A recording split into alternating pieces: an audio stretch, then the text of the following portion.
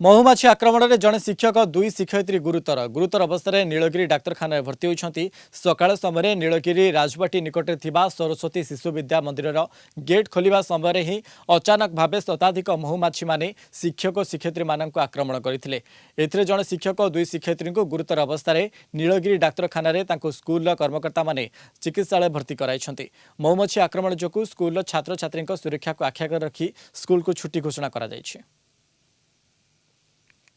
पहुंचला बेलू से सिंहद्वार पाखे सब गुरुजी गुरुमा पिला माने सब एकजुट होती किसी पिला पलि जाइए कौन है कौन ना महुमाछी कामुड़ी देती से समय आम जो स्कूल गाड़ी जाऊला भैन सब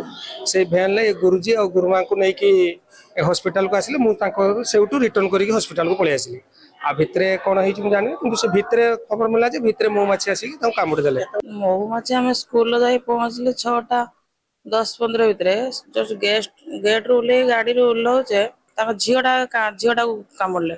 सी झीटा को मो स्टॉल फिंगी दें जो गोड़े गुरुजी झील को बचे देह सारा गोटा है